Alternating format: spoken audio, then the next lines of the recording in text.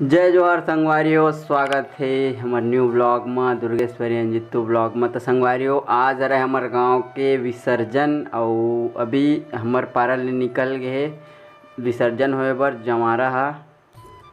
और फिलहाल अभी स्कूल में पहुंच चुके हैं और अभी हमार घर में आए बर लगी एक लगभग आधा घंटा या 1 घंटा भी लग सकते, ओकर कोई गारंटी नहीं है।